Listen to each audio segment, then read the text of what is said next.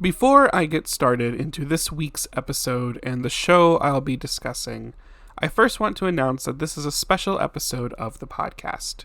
The recap episode is participating in Podcasthon, a week-long initiative that gathers podcasters to use their platforms and reach to communicate about charitable organizations that need support. Throughout this episode, I'll be talking about the importance of charity visibility and outreach, as well as highlighting a charity that I personally support each month, Children's International.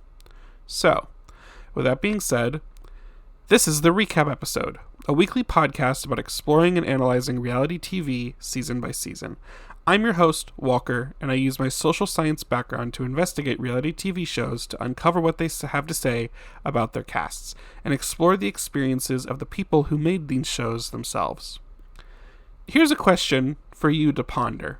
How can we make a charity drive or philanthropic initiative more engaging, more interesting to the general population? Podcasthon, as I mentioned, uses podcasting as a medium to communicate these messages. However, what if we got a little more creative? What if we made philanthropy into a reality TV show? That idea is at the center of the show I'm talking about this week. Oprah's The Big Give, a 2008 reality competition focused on charity and philanthropic work and giving back.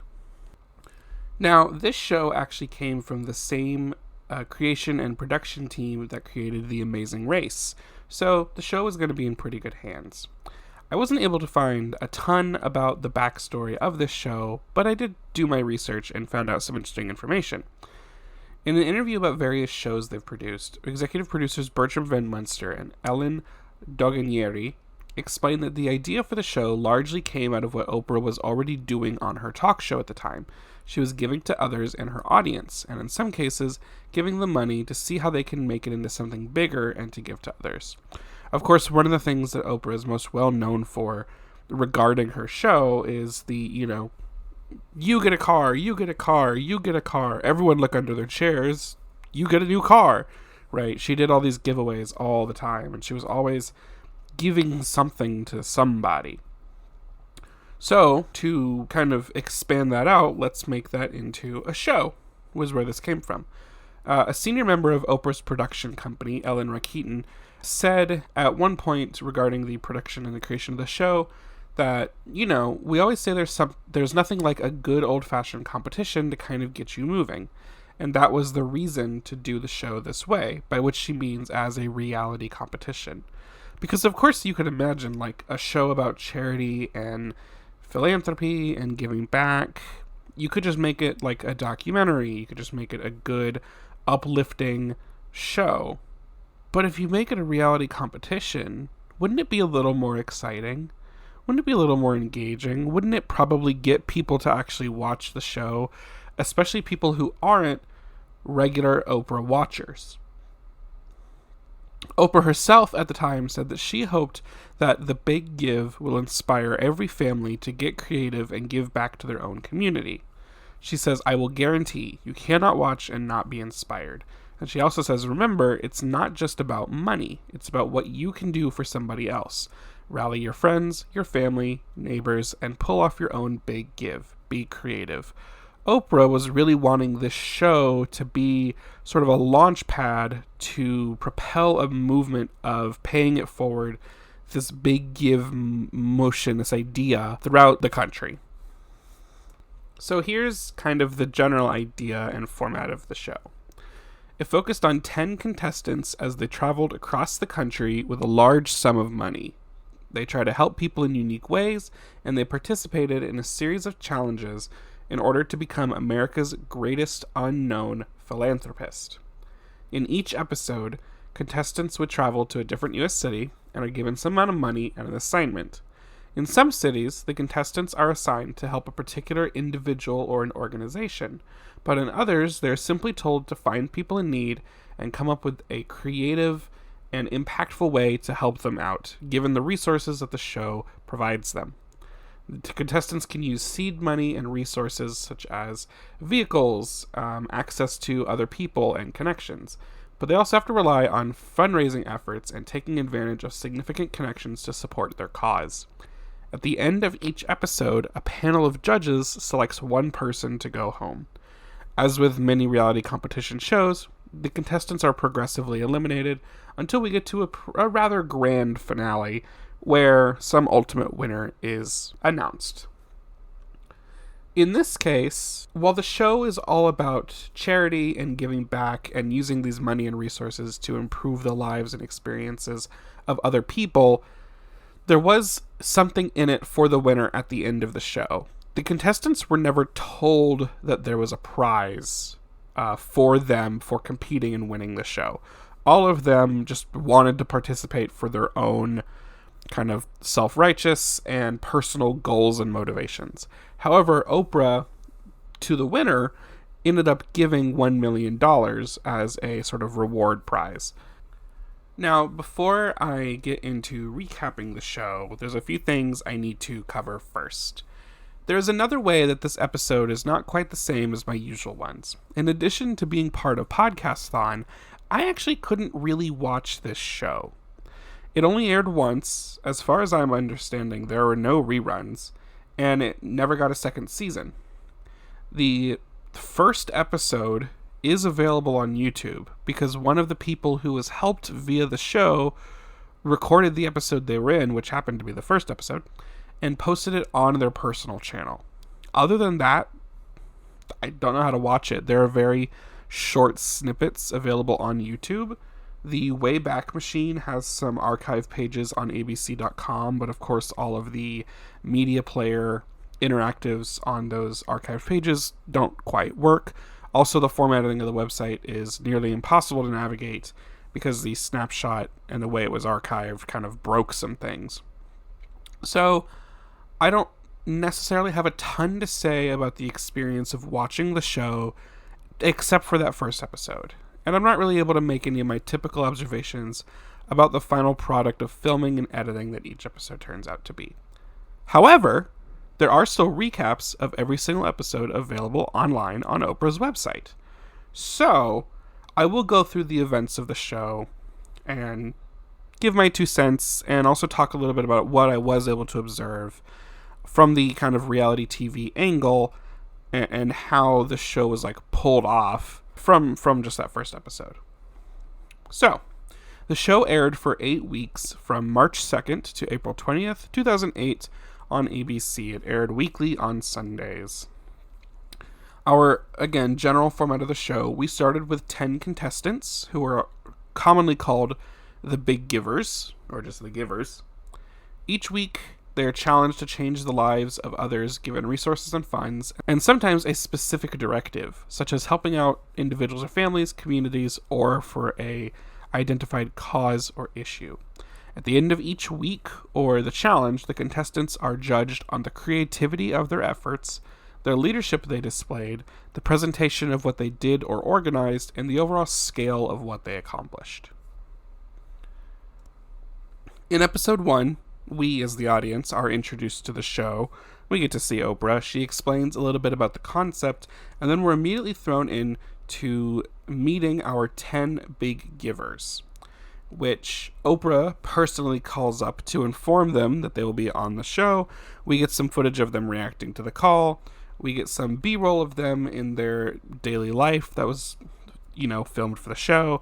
And then we also get a little bit of interview confessional footage from each of these big givers as well. So, in our 10 big givers are Angelo Adams, an Iraq War veteran, former Army captain, and West Point grad from Philadelphia who had been doing work with West Point prospective students to help them with their applications and testing, in addition to specifically aiming to increase the minority population in the pool of qualified candidates for West Point. He wanted to participate in the Big Give to help infuse his giving spirit into communities so that when the cameras are gone, the giving continues. Our next big giver is Olusegun Ademalate, also known as Sheg, a 24-year-old who immigrated at 18 from Nigeria, who is currently working as a medical researcher at Vanderbilt after earning a master's degree in biology with future plans for medical school. He and his father founded the Nigeria-based Ademalate Foundation for Deformed Children in 2006. Sheg promotes the foundation in the United States, while his father performs pro bono operations in Nigeria. Sheg is participating in the Big Give because he wants to make it popular to empower others, especially in light of how internet media at the time was making people more excluded and taking them away from their communities. Next is Rachel Hollingsworth, a singer who grew up in Brooklyn in the midst of gang violence and regular abuse, but she's determined to escape feelings of victimization. At the time, she was currently living in Hollywood and working on her first solo album. She was also working on starting her own nonprofit organization to serve as a safe haven for kids in Brooklyn's inner city. She wanted to be on The Big Give because she felt a desire to serve the public, and she is a fan of Oprah's insistence on doing everything with love in the details. She simply wants to give back in an O way. Next is Cameron Johnson, 22, who is the youngest in the competition. At 9 years old, he started his first business, a simple printing company that produced greeting cards for family and friends, and by 17, his net worth had already reached $1 million. He then started 12 profitable .com companies, wrote a book, and consulted for Fortune 500 companies all before he was 22 years old. He's on the show because as a young entrepreneur, he's been giving since he was 10 years old, and now this is an opportunity to do that on a much larger scale. We have Eric Klein, a disaster relief worker from Venice Beach, who is also the founder and CEO of Can Do, a nonprofit organization that enables people to make charitable donations to actually see how their money is being spent. He is participating in the Big Give to help show people how simple it is to give and inspire others to do the same. We have Brandy Milloy. She's a 4-time pageant title holder in the Miss America organization. She always strived to outdo the other pageant competitors in number of volunteer hours, and from high school through college, she estimates that she gave more than 5,000 hours in volunteer work. She wants to participate in the Big Give to show America that even a young person can give back. You don't have to be older or have to have a lot of money to put time and effort into making your world and community a better place. There's Stephen Paletta, who is a standard family-oriented tech guy, CEO of the Renaissance Integrated Solutions at the time of this show. In 2004, he traveled to Rwanda, and this inspired him to not only adopt 10 children in Africa, at least financially, but also to create the International Education Exchange, a nonprofit that partners American and African schools. He's on the show to inspire others to engage in philanthropy on their own, and to spend less time on a career focus and more on charities or caring for others. In a bit of a different vibe, our next big giver, Kim Prentice, is a sports marketing executive that had a bit of a midlife crisis leading up to the show, and this pushed her to turn her life around and be less selfish. She says her life was blessed with good fortune, now she wants to help others. She's participating because she wanted something to push her to get out and force her to make this transformation that she's been thinking about. Then we have Marlene Snipes, an Amtrak attendant who's literally always doing something. She grew up in Chicago around gangs, drugs, and alcoholism as one of 6 kids to a single mother. She spends lots of time in her local community, and she wants to be on the Big Give because she loves to meet people, encourage them, and inspire them to help others. She's a competitor as well, and she wants to win.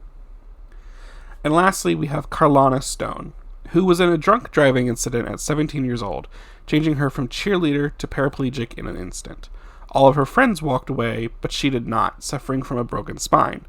Now she works to dispel myths of victimhood. She scuba dives, she skydives, and she's working on her pilot's license. She's on the Big Give to see how much she's really learned from her experiences in the face of adversity and how she can utilize that to empower others.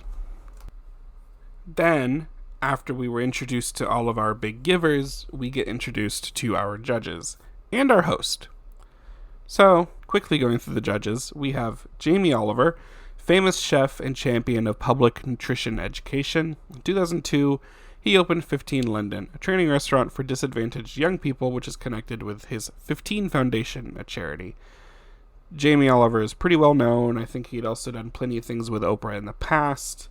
He's known as being one of the British food guys up there with his big claim to fame, like I said, is pushing for nutrition education and working with the UK government to do policy reform on the type of food available to families and particularly children at schools.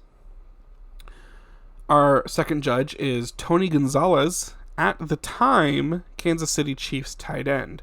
Although this was nearing the end of his time with Kansas City and just before he was traded to the Atlanta Falcons. He is connected to charitable work through the Tony Gonzalez Foundation, as well as the Shadow Buddies Foundation, which hands out dolls to seriously ill and medically challenged children. Our third judge is Malak Compton Rock, the now ex-wife of Chris Rock, which is not nearly as important as all the other stuff she does. She started her work in 1994 as a special events and celebrity relations manager for UNICEF, where she then continued this public relations work until 1997. In 1999, Malak Compton Rock founded the nonprofit women's empowerment organization Styleworks and served as its executive director. That same year, Compton Rock also founded the online volunteer community Angel Rock Project Foundation, and she continues to do so much more between then and the show and present day. Our host for this show is not Oprah. Oprah is like the ringmaster of the show, but she's not our host. Our host is Nate Berkus. Before The Big Give, Nate was a well-known interior designer who was a regularly featured design expert on The Oprah Winfrey Show and a contributor to O at Home. When asked about joining the show, Nate Berkus shared that his experience being stranded in Sri Lanka after the 2004 tsunami pushed him to focus on ways to help others. Thus, here he is for this show now. So after all of these introductions, we quickly move into the action of this episode. The contestants are each given a photo and $2,500 in cash. The photos are of someone who is in need of help, and it's also how these contestants are matched up into pairs for this week's challenge. They have matching photos to find out who they work with. They don't know yet what each of these people need. They have to go meet them and then make their game plan and figure out how they're going to help them. After 5 days, they'll meet up at the Big Give headquarters to see how they all did, get judged, and figure out who's going home. So then the rest of the episode is the duos meeting whoever they're going to be helping, the audience learning about these people's needs, observing the progress that each pair makes during the week, and then finally the presentation of each team's effort towards helping the person they were assigned. And then at the very end, we cap this off with our judging and elimination. I will say, briefly, this is now where we really start getting into the typical reality TV competition elements. We've sent the contestants off to do their challenge, they have their homework, they have their task, they have their mission. We send the cameras with them, we get footage, we edit it, we produce it a little bit, and that's how we turn it into engaging reality TV, to try to get people not only interested, but to also come back and continue watching each episode week after week until the season is done. Eric and Steven are paired together to help out AJ Egan, a recent widow. Her husband was murdered about 6 weeks prior to this show while protecting his employees working at Home Depot. Now she's struggling financially, particularly with keeping her home, putting the future of her and her daughters at risk. By the end of the week, Eric and Steven pull off, honestly, a miracle for AJ. They start the Big Give for AJ with a shopping spree for AJ's daughters at Target. Then they arrange for a surprise block party with all of AJ's neighbors to come together and show their community support for her. At this party, they, through their fundraising efforts, present a scholarship for 8 years of education at a local parish Catholic school. $10,000 has been put aside for the daughters to go to college, and then another $50,000 was raised to help with paying off the mortgage on the house, for a total value of over $100,000. And this is what this show is about, just to get y'all into, like, here's what we're going to be seeing going forward. They started with $2,500, and they raised over $100,000. I kind of breezed past that really quickly, but if you go watch this episode, again, it's on YouTube. I will put a link to it in the show notes. Honestly, the presentation of this was kind of emotional. It definitely hit me, struck a chord. I was like, wow. Okay. The second duo is Angelo and Rachel. They are assigned to help a single mother of two, Shantae. She's homeless after dealing with domestic violence, and her 2 teenage children, a 16-year-old son and a 13-year-old daughter, have been living on the street for a while. They struggle for a little bit, but they eventually manage to wrangle together $20,000 in scholarships for Shantae's kids and a check for $50,000 to help with expenses, a property for her to live with, a property for her and her kids to live in, as well as $1,600 worth in appliances. And they had one more surprise for her. They managed to snag her a whole new car. Cameron and Brandy, the 2 youngest in the competition, got paired up. They're assigned to help Karen, a care provider who helps take care of adults with disabilities, which she's been doing for about 25 years. Her son has Down syndrome, and this led her to start a recreation program for adults with disabilities. However, her program has grown to the point where it simply needs more funds, space, and resources. Which, I will say, this is very interesting to me, that we have kind of a diversity of different ways to help out and different ways to give in the show.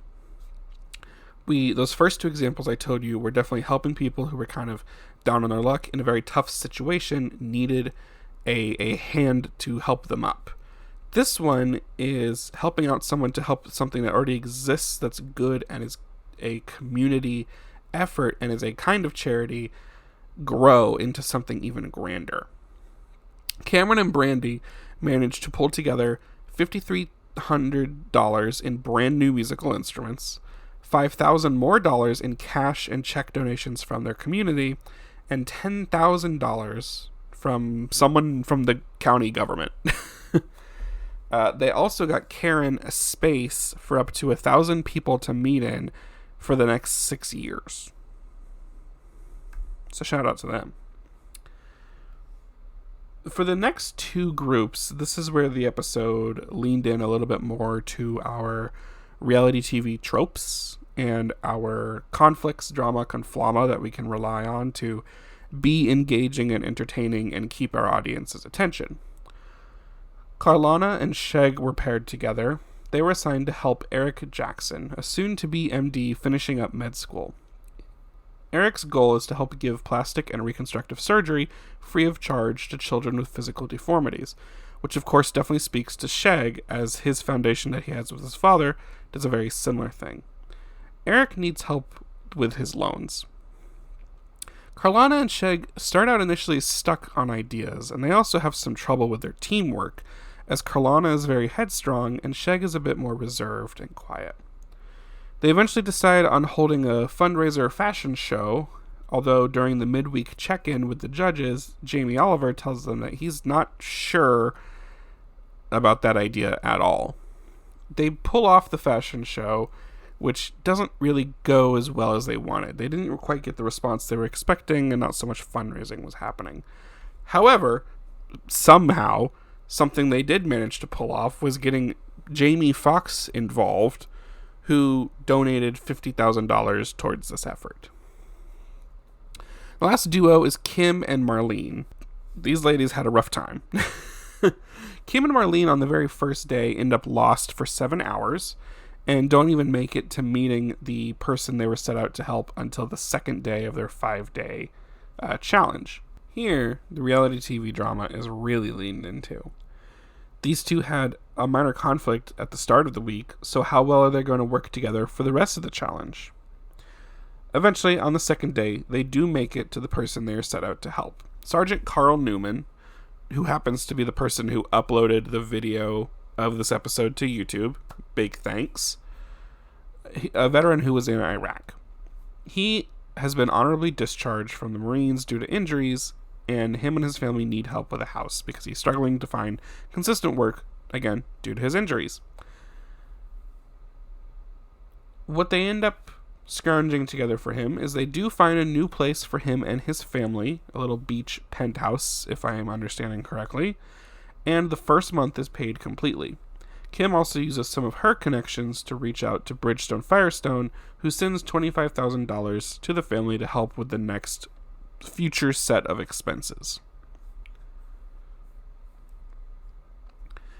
At the judging, Again, the teams are reviewed on their creativity, leadership, presentation, and accomplishment. Now, they worked in teams, but they're judged on their own. I believe they're judged on their own for the entire show. And Nate basically hands the floor over to the judges and lets them give their critiques and ask their questions. For Shag and Carlana, the judges felt that the fashion show was vague and kind of random. What did a fashion show have to do with this specific surgeon?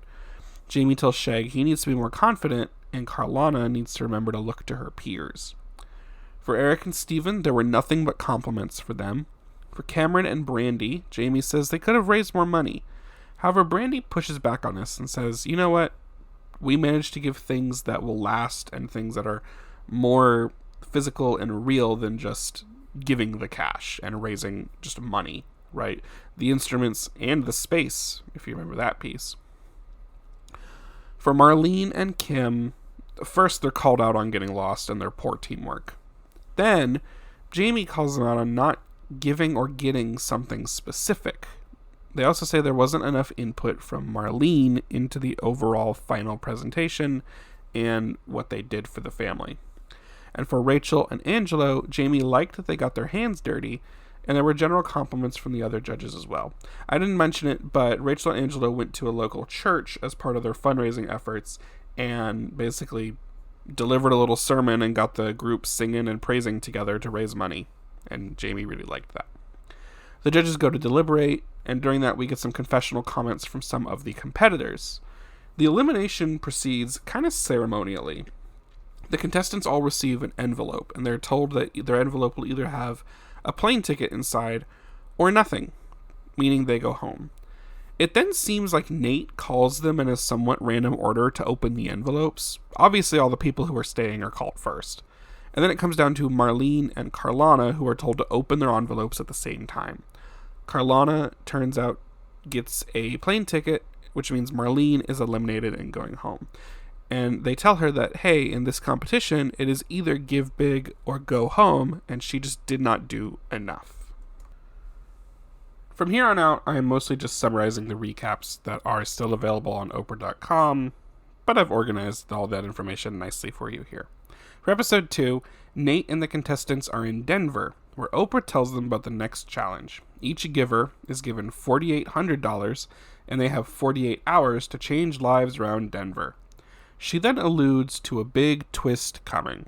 The twist, which the contestants are informed of halfway through their 48 hours, is they need to give away the new Ford Edge that they've been driving around Denver to someone deserving before their challenge time is over.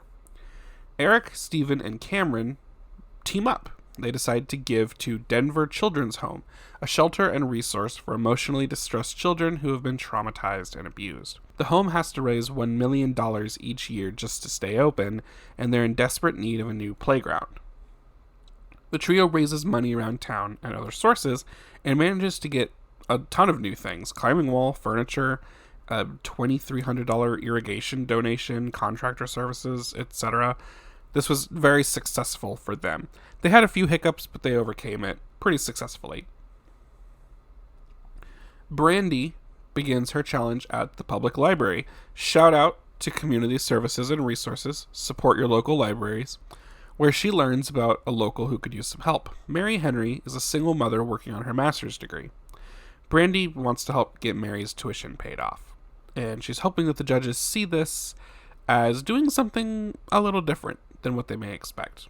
She also decides to give Mary the Ford Edge, as she learns that she had a recent accident that totaled her old car. Nice, simple, giving the gifts, giving the money, wrap it up nicely. When you only have 48 hours, there's only so much you can do. Angelo seeks out a military family to help, given his own service background. The American Legion connects him to Jason, who was injured while in the army. Jason is unable to work despite having surgery, and he's worried about supporting his family. Angelo is initially kind of stuck at first, and then he goes and brings in Jake, a manager of a local TGI Fridays, who is willing to use the restaurant to throw a fundraising party for Jason. This party ends up raising $4,600 for Jason, and then the manager also donates that day's profits to Jason as well. Angelo, to show his support, decides to give the Ford Edge to the manager, Jake, as a form of thanks. For Carlana, she kind of seemingly just found a random person on the street to help out. She meets Roger Cobb, who has a 16-year-old daughter, Blair, who is developmentally disabled, and the family is also struggling to send Blair's brother, Bryce, to college, in addition to struggling to support Blair. Carlana manages to raise $5,000 for the family to get an assessment for Blair at the University of Colorado Health Sciences Center, as well as an assistive communication device. The communication was the biggest problem the family was having in trying to support Blair the best way they could. Carlana also managed to get a check for $5,850 to help with Bryce going to college. She chooses, then, to give the Ford Edge to a paralyzed man who just got out of rehab. Carlana herself is paraplegic and uses a wheelchair. She understands the freedom that a vehicle grants to someone who is disabled, and she understands that firsthand. Sheg heads to the Children's Hospital at Denver Health's Newborns in Need program. This program helps support new parents who are facing financial difficulties. He just decides to surprise some of the families directly while meeting with them by just giving them straight cash, which, you know what, I can respect that. Sheg's like a realist, but he's very focused on like, okay, what is the like most direct thing that can help out the person I'm working with right now? And I do that in my own like line of career work. So I like how his approach. He decides to also then just give the Ford Edge not to an individual, but to the center itself, so that they can use it to help transport new mothers who, as he was told, typically have to find a way to borrow bus tokens to get home from the hospital after getting help with the program. Kim decided again to leverage her sports marketing background, which was a very smart move, and she reached out to the Denver Broncos. And during this, she learned that they already work pretty closely with the Boys and Girls Club. So she attaches onto that, gives her money to the Boys and Girls Club programs, and get the kids who participate in those programs some cool things that they normally can't afford. And then finally, Rachel meets with the women of the Empowerment Program, a support group for ex-convicts with drug addictions or HIV. Rachel wants to treat these women to a day of rest and relaxation and give them at least one day where there are more than just women with HIV, women with addictions, women who are ex-convicts, and really wants to humanize them and use the money for that. At the judging, it mostly comes down to Angelo being judged particularly harshly for choosing to give the car to the restaurant manager instead of giving it to someone who was in greater need of transportation. And then also judged harshly for the idea of the party actually coming from the manager, not Angelo himself. Angelo is then eliminated. I do just want to make a quick comment here that this elimination to me, then, only in episode 2, we had inklings of this in episode 1, but now in episode 2, we're definitely getting part of the judging that the judges have to do on this show, and then also the message then that the show is delivering is that some of these actions are better than others, right? Angelo still raised $4,600 for Jason to help with paying for bills and necessities and helping him since he can't work the way someone normally would. And then on top of that, the profits from that day from the restaurant were also donated to Jason. That's nothing small, right? But because this show wants it to be grand and great in scale, and this wasn't quite the kind of thing they were looking for, they have to choose him to kind of be the bottom of the week and then eliminate him. And then also we have the thing with the car. I have some problems with elimination. I think I would potentially eliminate Kim over Angelo if I had to get rid of someone else to keep Angelo. They say that they were judged on the car because he should have given it to someone in greater need of transportation. Sure, but then how do you, fully determine that, right? You then start getting into these kind of like discussions about ranking, which doesn't seem in the spirit to me. But regardless, Angelo is eliminated, end of episode 2. For episode 3, the contestants all head down to Houston. They're divided into 2 teams of 4. Each team is given $1,000, 4 days, and a celebrity to help them give big. One team, Team Forgotten Christmas, which is Eric, Cameron, Brandy, and Steven with Tony Hawk, aim to create an ultimate Christmas celebration for the students of Velasco Elementary.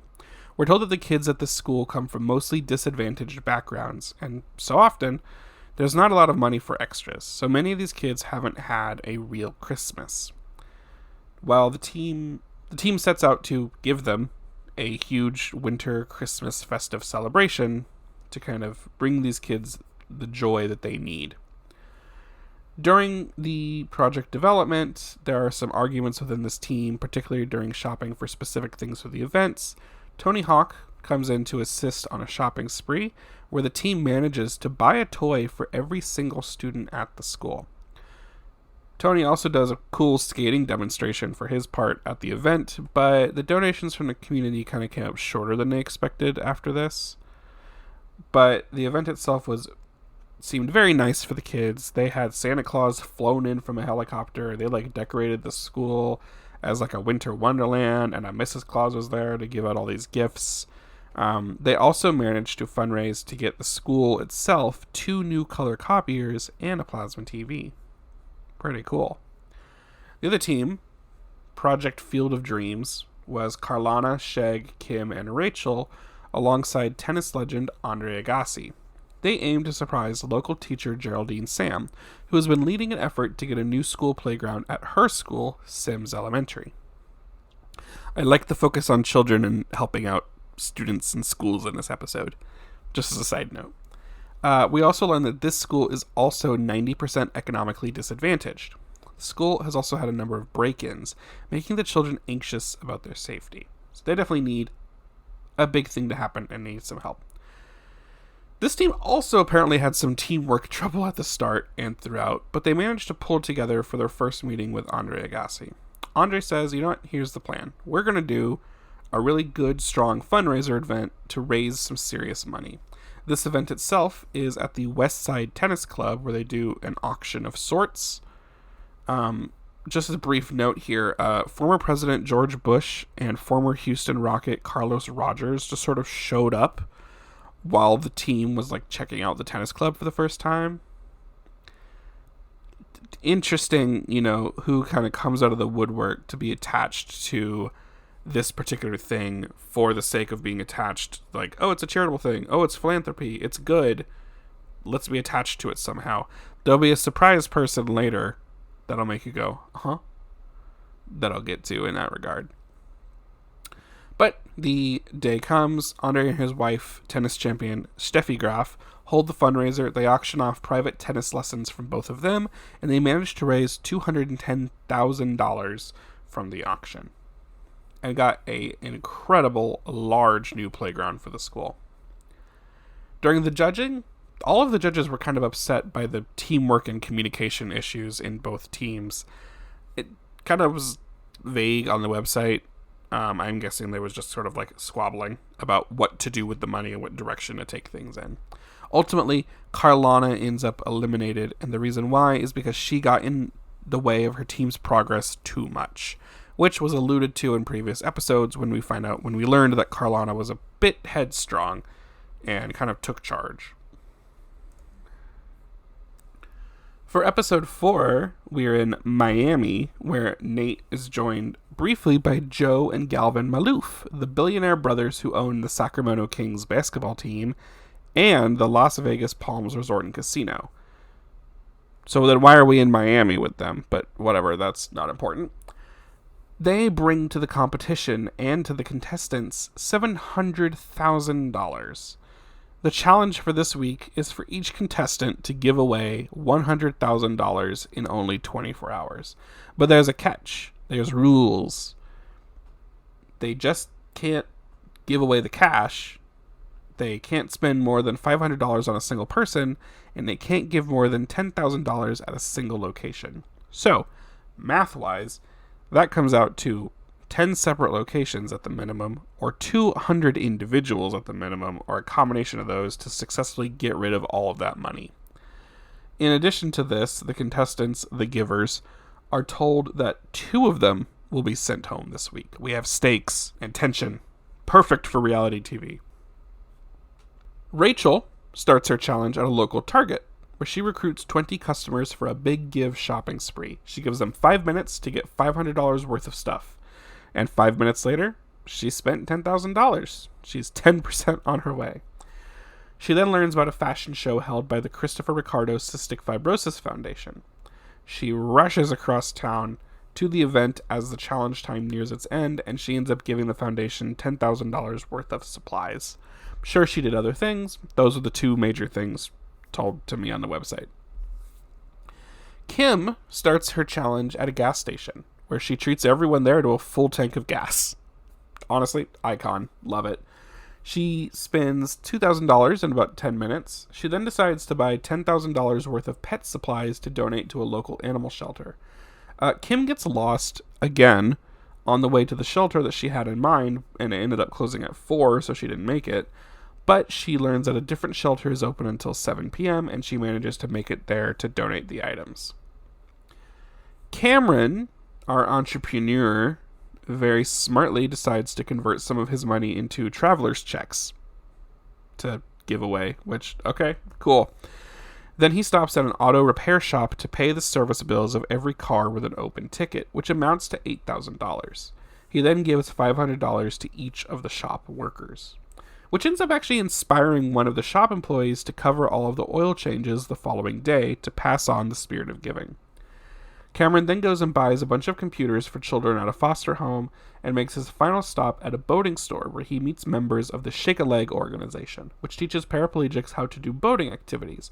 The organization desperately needs a safety boat. So Cameron successfully negotiates the cost of the boat from the store owner down to $10,000, which he could then pay in full with the money he was given for this challenge. Cameron did a great job, I think.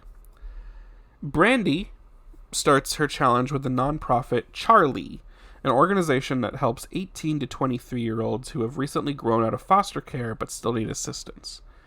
She ends up purchasing $10,000 worth of bus and train passes for the organization to give to the others. Then she runs around and finds other ways to spend her money, and at the end of the challenge time, she ends up actually buying $2,000 worth of flowers from a street vendor and just gives those out to strangers as like her final act of the challenge. I love Brandy's energy and vibes. She's like creative, and she's like, you know what? Anything is good as long as I'm giving and as long as I'm doing. So Sheg heads to a supermarket in an impoverished area to buy groceries for people. He says, hey, the first 100 who come up to the cashier, paying for your groceries. Website didn't really give anything else about Sheg. Sure, he did great.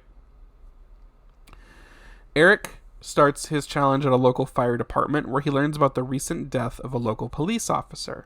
He wants to pay for the officer's funeral costs and attempts to give to each of the family members of the officer as well, but while he's waiting for them at the wake, his time is running out for him. He can't just wait for them to show up. So he leaves, but he promises to return and pay for the funeral.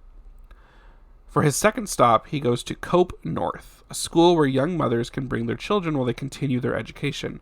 Eric buys the school many of the items they need off their wish list, but this shopping takes longer than he anticipated, and he doesn't make it back to the funeral in time. He then chooses to try to give away gift cards in an attempt to get rid of a bunch of the money since he can't just give out cash. And then at the end, since he felt really bad about missing the funeral, he makes a donation to the Police Athletics Club to make up for this and help them out. Lastly, we have Steven. He started out his challenge with a $10,000 shopping spree for a middle school principal to get supplies for the school. Steven then actually reaches out to his father, George, who happens to just live nearby.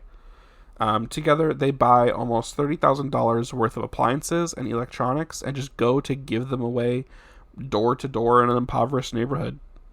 Which, honestly, just think about if you're one of the people living in that neighborhood and someone just shows up and they're like, hey, here's a microwave, here's a washer and dryer. Okay, bye.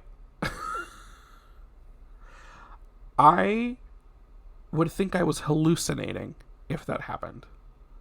I'd probably then be excited, but at first I'd be like, what is going on? At the judging, Kim and Eric are both eliminated. The judges say that Kim just didn't do enough, And the judges were really disappointed that Eric did not make it back in time for the funeral, and then also fell back on just like using gift cards as a way to spend the money, to just get rid of it. This is now halfway through the show. There was 8 episodes, and now was episode 4. And something I want to point out before I cover the rest of the season and then get into further analysis at the end of my coverage here is that something that I find really useful that this show did, in addition to inspiring people to maybe go out and do their own charity and to find ways to give and fundraise, is that it exposed the audiences to a lot of other already existing charities and nonprofit organizations. We had all of the ones that the contestants themselves are already running and have started. I didn't know who Malak Compton Rock or Tony Gonzalez, the judges, were before this show. Now, not only do I know who they are, but I associate them with this show, and I've learned about the charities and nonprofits and organizations that they are a part of. And in addition to that, every episode so far has also had a significant amount of other organizations around these cities that have been, shouted out and sort of introduced and briefly explained on this program. So, and I find this really cool because maybe this was not an intended effect of the show when they set out to design it. But what this ends up doing is that for people who are watching in those locations, they now have knowledge of these potential services and organizations that may be able to help them out if they're in need of that kind of help, or they can direct people in their community to those organizations and services. It's a whole kind of added layer of outreach and communication. And I bring this up because this is the whole point of Podcasthon. As I mentioned, I'm participating in Podcasthon, which is a movement, an initiative, a program with the goal of increasing awareness for charitable organizations that truly need it. It's not a donation drive, it's just doing outreach, doing communication. And I just want to talk a little bit about my own connection and support that I give to a charity every single month. When I started my career and started earning a stable income, I had a little bit more money than I was used to having. Now, I do save money, and I have exorbitant NYC living costs and student loans that I have to pay. But I do like to give back when I can, financially or time and effort. And it's something I've always tried to do, and I've been involved in the past with like community service and volunteer time. And I still like to do it when I can in my community now.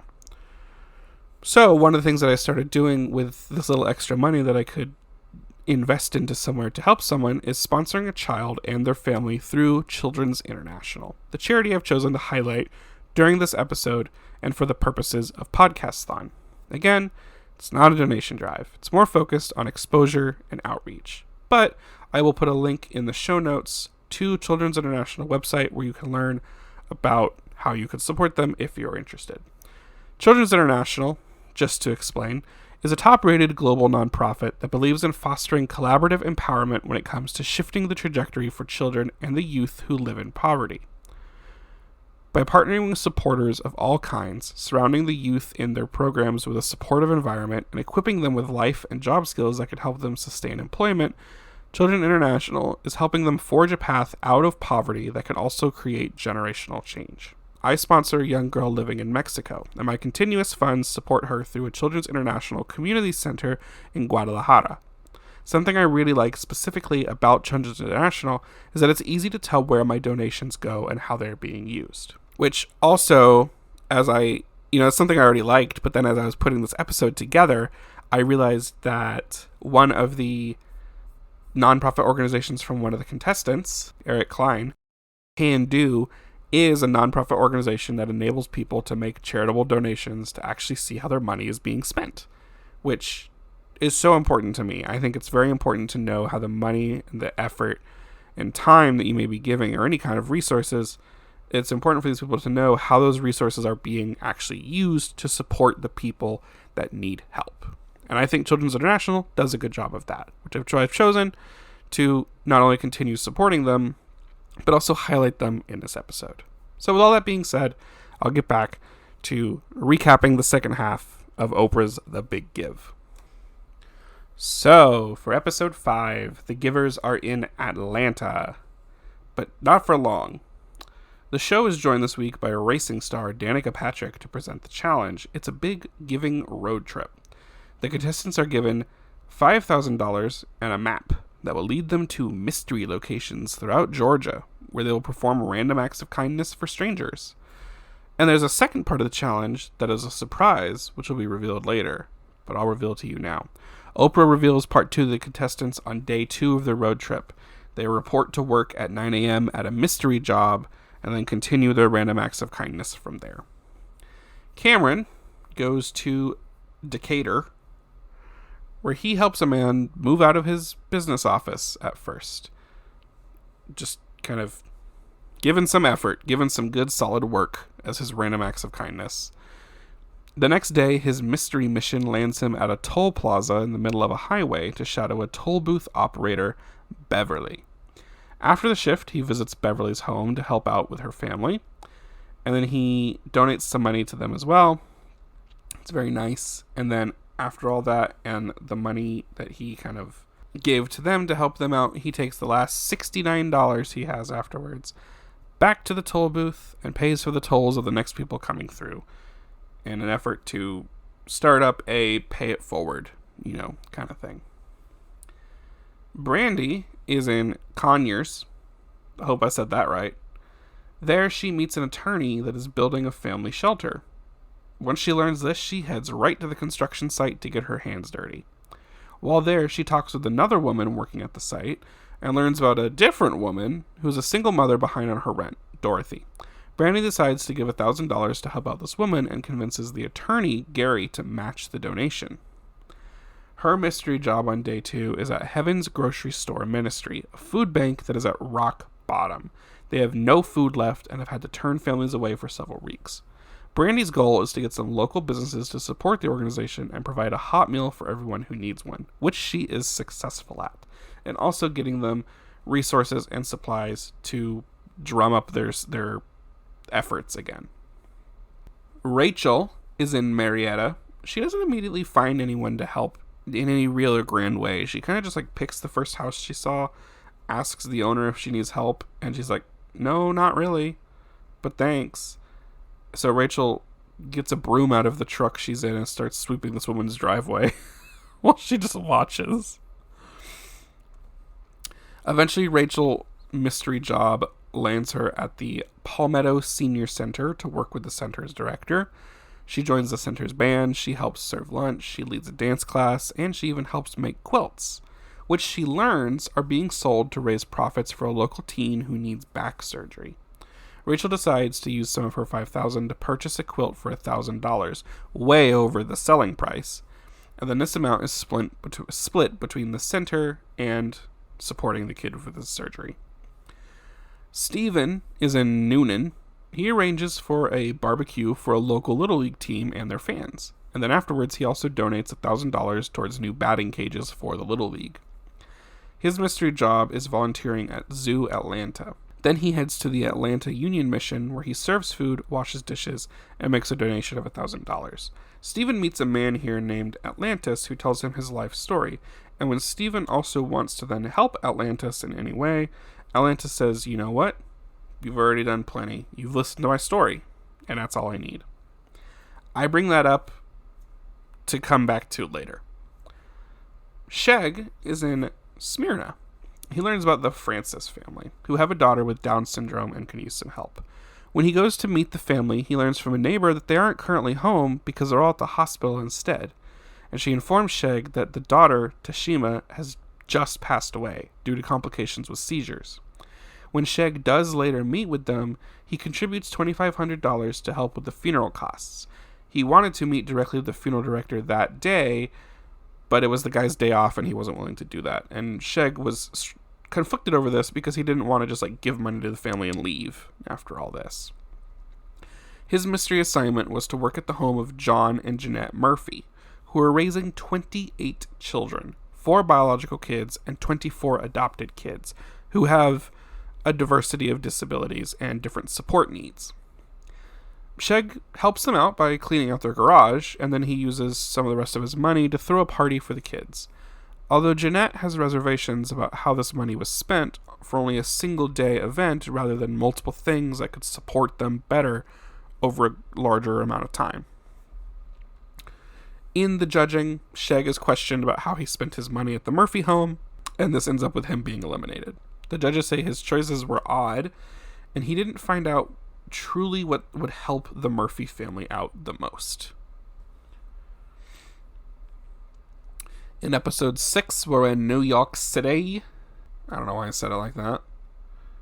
The next mission for the Big Givers is called Operation Big Dreams. The top 4 are tasked with granting 2 dynamic dying wishes in only 5 days, and the contestants must all work together on this challenge. But it's also kind of confusing because they split up into 2 sub-teams, so it's kind of hard to tell what's going on, honestly.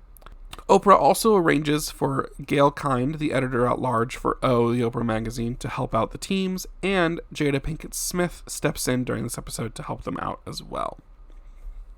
Rachel and Steven split off to go to New Jersey, where they meet Emily, who is fighting cancer and has been given 6 months to live. She dreams of playing piano at Carnegie Hall. While working on setting up to fulfill this dream, Rachel talks with Emily's daughter about this. And she wants some more info. She wants to know, is Emily's dream to do this solo, or would she want vocal support? Tony, the daughter, informs Rachel that Emily did do a lot of gospel her whole life, and that her family, and then of course her community, was a big part of that. And then Rachel suggests that she could join in herself and sing with Emily. Remember, Rachel's a singer. And we've seen her perform because she did the whole church sermon movement back in episode 1. Steven really doesn't like this idea. He says it's too self-centered, and this is like putting yourself into someone else's dream. Gail King steps in to suggest that they try to get Natalie Cole, the daughter of Emily's favorite singer, Nat King Cole, to surprise Emily with a song performance at Carnegie. Meanwhile, Cameron and Brandy, I'm just going to say they should have this in the bag, they've worked together 2 other times now, are in Pennsylvania to meet Mike, a 33-year-old father with advanced Hodgkin's lymphoma. The bills are piling up, and he's worried about leaving his family with nothing. Cameron and Brandy want to find a way to pay off his mortgage, set up scholarship funds for his 3 kids, and give the family a special day in New York City together.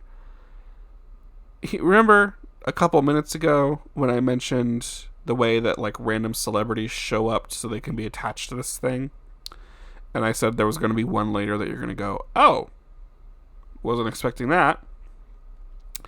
Gail King suggests that the duo reach out to Donald Trump to give the family a helicopter ride around Manhattan, which he agrees to. He's not there with them when it happens, but he does agree to it.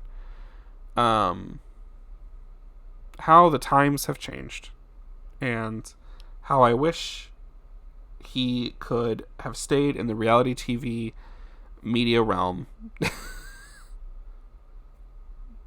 Yes, I know he was also doing bad things this whole time behind the scenes. But, wow. Anyway. There is some teamwork tension in this episode when Rachel falls short on arranging the transportation for Emily and her family into New York City and to Carnegie Hall.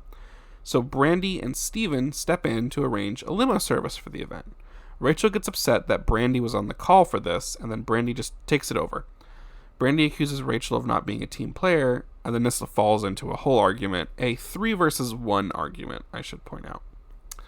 It also then turns out that Rachel accidentally sent the caterer for Emily's event to the wrong hotel, and on top of all this, she is still dead set on singing at Emily's performance, and Steven is over it. Alternatively, Mike's family ends up having an incredible day. Jada Pinkett Smith ended up arranging to have the entire mortgage for the house paid off, and then there was also a decent amount of money left over to pay for the college funds for the 3 kids. And they got Mike a brand new truck. An incredible day for Mike and his family. Emily's event does go really well. She gets to play at Carnegie Hall, and just before the performance, Rachel visited her privately backstage to gift her $10 million worth of diamonds. I don't know if this was Jada Pinkett Smith's doing, but I feel like it kind of was. I couldn't really figure that out. And after Emily performs her solo piece, Rachel gets up there to join her in performance. But then, thankfully, after this, Natalie Cole does show up as well and also performs. Okay, so obviously Rachel went home. Jamie said she's a star, but all this bickering needs to stop. I did find out a little, behind-the-scenes post-show discussion between Rachel and Oprah. Revealed that Rachel was singing with the family during her initial conversation with Emily and the family members, and the daughter, Toni, had suggested that she sing with Emily at this performance. Oprah says, "Is that how you perceive this? Because that's not how I and the audience perceive this." So, is this reality TV editing at play? Who knows? I don't think so. I think if that actually happened that way, Steven might not have been as against it as he was vocally in the episode. Maybe. Who's to say? For episode 7, we start in Chicago, where Oprah's from. But the challenges episode actually just sends each contestant back to their hometown to spend $10,000 in 4 days and to help people in need in a dramatic, creative, and exciting way. So, Cameron heads back to his hometown of Roanoke, Virginia. There, he learns from his family about Skylar Corvin, a 10-year-old girl with bone cancer. Lots of tumors that she's struggling with. He manages to get Skylar a new laptop. He sets up a website so she can use it as an online diary and tell the world about her story. And he also redecorated her entire room and remodeled the family's living room. He then also managed to raise $5,000 to pay the family's rent for a year and got a local dealership to donate a new car for the family. And all of this was obtained through donations. So he still has his $10,000 and he just gives that to the family directly. Cameron knocks it out of the water every single time. This is the power of a 22-year-old entrepreneur back in 2008. I don't know if a 22-year-old entrepreneur would be doing this today. Steven is back in Bedford, New York. He starts at the Northern Westchester Shelter for Women, a safe haven for victims of domestic violence. The shelter's security system needs an upgrade, so Steven is going to hold a fundraiser event in support of the renovations. This goes really well. He ends up raising $43,000 for the shelter. Incredible. Lastly, we have Brandy, who is back in Sierra Vista, Arizona. She learns from her mother about a local woman, Lynette Wilson, a mother of 5 autistic children. Brandy surprises her with $3,000 to pay for the kids' summer camp. Next, she learns about another local little girl, Aliciana, an 11-year-old with multiple brain tumors. Brandy finds out that Aliciana loves the local Miss Sierra Vista pageant, which Brandy herself was a 2-time winner of. Brandy uses her own pageant background connections to get Aliciana an honorary title and a grand celebration to go with it. And then after that, she also goes and helps out another local family with an additional $1,000 to help pay for some therapy bills for their son, who suffered some brain damage after a near-drowning incident. After all this, the final 3 are flown to Orlando to meet back up with Nate. And then they're taken to the Big Give headquarters in a private jet piloted by John Travolta. To which I said in my notes, what? He's a pilot too? I just didn't know this, apparently. And then, in the judging for this episode, all of our judges are so impressed and moved by everything the top 3 managed to get done that no one was eliminated. So all 3 of them move forward to the finale. The finale is in Chicago, and the final mission is to give big with no seed money and only 48 hours. They have to build up their big give for the end from the ground up. They're working as a team, but they're judged individually. Steven immediately reaches out to some old connections. His friend Bob Musikowski, the founder of the Chicago Hope Academy, a college and life preparatory school. The school needs a new athletic field, but it's going to cost $100,000. Brandy suggests, can we do something with the Shriners Hospital for Children? And Cameron says, what if we have all of the Miss Illinois title holders perform for some kind of fundraiser, I would suppose. Steven doesn't really like this idea. He says, okay, let's keep that as a backup, but let's go with my thing instead. Which Brandy and Cameron are like, okay, you just kind of like flipped through your Rolodex and pulled up a dude and then did something. But like, that's kind of how it happens, especially when you have 48 hours.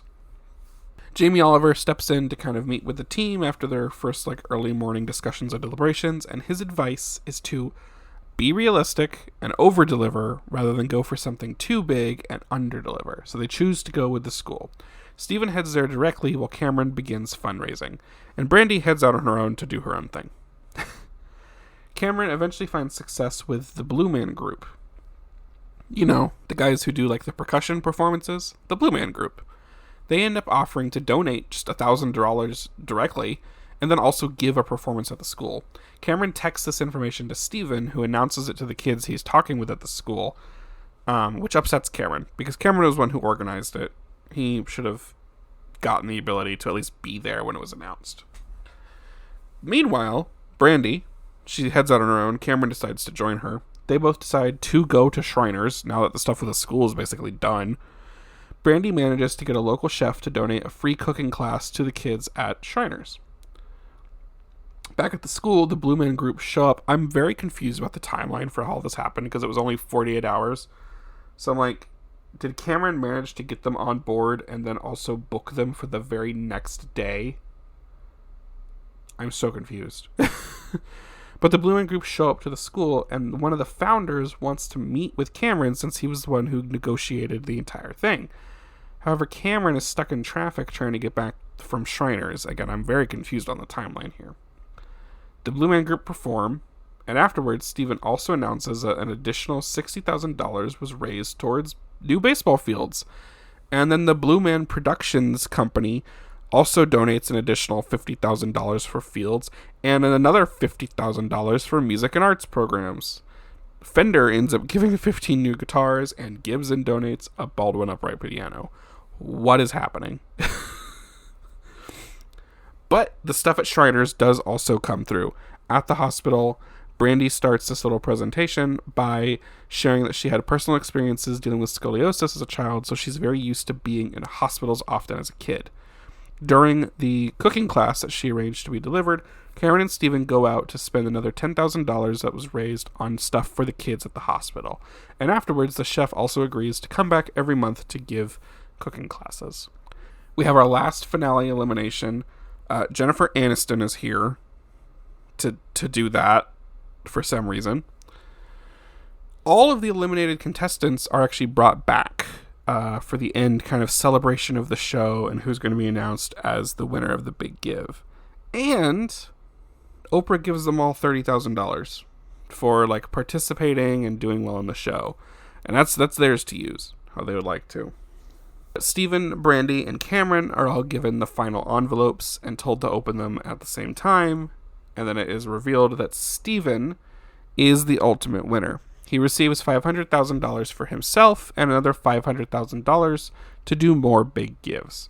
So, like, technically, yes, he received $1 million at the end, but he himself directly only received $500,000. Brandy and Cameron, as the runner-ups, got $100,000 each.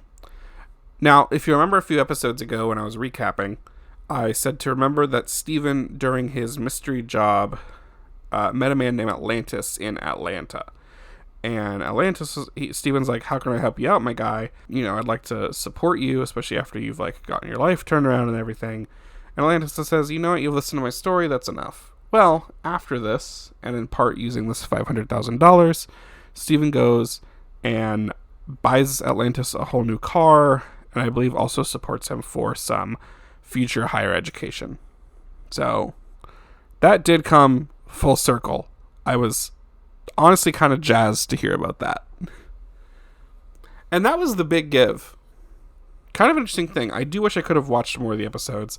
What I can tell you from watching that first episode and seeing other little clips, like 30-second little clips every now and then, is that the show had a lot of documentary style stuff, and that it not only had like fly on the wall style footage of the big givers, the contestants helping people and having discussions and sometimes their conflicts and everything.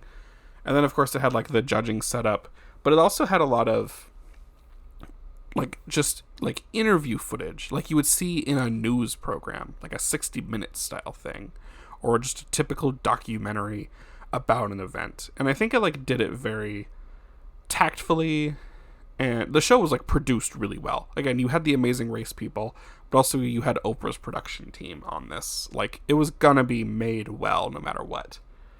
But it was also, the first episode, I will say, entertaining in multiple ways. We had the reality TV tension, but we also had like the feel-good stuff for most of the episode, and it went fast. I will say, the pacing on that first episode, I didn't get bored, which was one of the main critiques from audiences and media reviewers and critical receptions, was that the show was kind of setting itself up to be like a reimagining of reality TV focusing on charity and philanthropy. Did it quite do that? Maybe yes to some, no to others. Going the reality TV competition angle kind of like gamified it in a weird way for some people, although I think it succeeded in its goal and its messaging. But then a lot of people just thought it was boring. It had a great premiere, and then if you look at the numbers, they just kind of fell off. Peaked every now and then, and I think the finale had another like peak at the end, but that's pretty common for a show like this, where it starts really strong, falls off, and then, you know, you start seeing commercials. It's like, it's the grand finale, so then people tune back in to see what happened with that thing they heard about 7 weeks ago. Now, when I analyze these shows on my podcast, something I like to do is ask, what does being on the show, or what does making the show, do for the people who are directly in it? By which I mean judges, hosts, and the casts, and in this case, any of the other people who are brought in and impacted by the efforts of the cast members in The Big Give in this case. Obviously, all the people who were directly supported by the show and had their lives changed. That was a great thing for them. And then everyone who was in part of the show that had like a nonprofit or a charity or some kind of organization, they got to promote that, right? I did not know who Tony Gonzalez or Malak Compton Rock were before putting this episode together. And I can say the same about the contestants who had their own nonprofits and their own charity initiatives. Now I do know about them. Now the audience who watched it back then know about them, and now you know about them once you've listened to this episode. Which I think, you know, that's probably one of the biggest benefits for the people for being on this show. Then, of course, there was also, like, financial gain, but, you know, that's very secondary, especially for this crowd of people. All of these people signed up for the show because they just, like, wanted to do good. Even Kim, who is the one which is probably the furthest from like experience in just giving and doing charity and being philanthropic, she wanted to like be less selfish. She wanted to find ways to give back, and she signed up for this as a way to kind of like force her to do that. So, you know, and I think it seems like everyone grew from the experience, from some of the things that I could see after they got eliminated and they would go on Oprah's show to talk about the experience.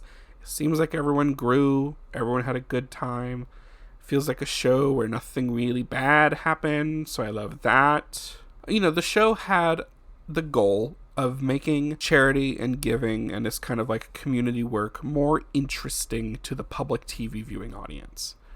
In doing so, not only was it shown to people how simple and how grand giving and charitable work can be, but then the show also exposed many other people and their connections to the world. And I had mentioned this previously, you know, like when the contestants are in Denver and they learn about the work being done at the various hospitals, or they learn about the empowerment program for the ex-convict women, right? That is now, for the people who live in Denver and the surrounding area, if they watch the show, they now know about those programs. But also, people in other places may now learn, it's like, oh, I didn't know like a program like that existed. I, or someone I know, could benefit from this.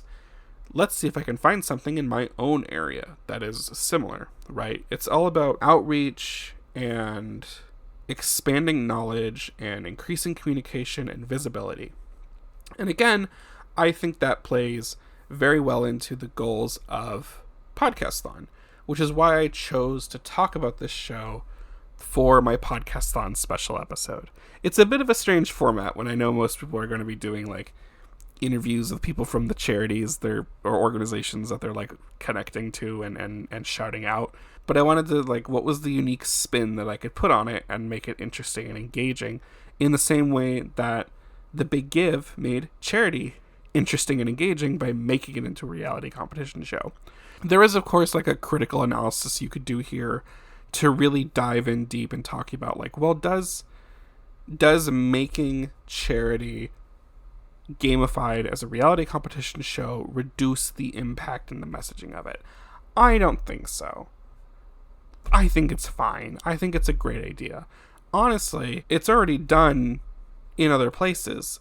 Particularly, I think of how in the UK there are often like yearly donation drives or like charity outreach initiatives that are centered around like TV media, and you have all these like celebrities doing reality competitions just to raise money, right? You have things like Red Nose Day. It's very common over there from what I can tell, and from comparing that to the States, it's not as common over here. And I could tell that Oprah's was, and the executive producers who helped her and put the show together were kind of trying to make that more interesting to the American people. With that, thank you so much for listening. Again, this was my special episode for Podcasthon 2026, which is the 4th year of Podcasthon, a effort to use media to get out information about charities. If you enjoyed this episode, please feel free to visit podcasthon.org to discover many of the other charities through the voices and talents of other amazing podcasters. Again, I directly every month sponsor Child Through Children's International, so that is the charity that I've chosen to highlight and inform you about through here. But there are so many other charities and so many other podcasts participating in this event. I will put the link to podcasthon.org as well as a link to Children's International in the show notes, along with some links to Oprah's website where you can read about The Big Give in the show notes. Again, thank you so much for listening to the recap episode.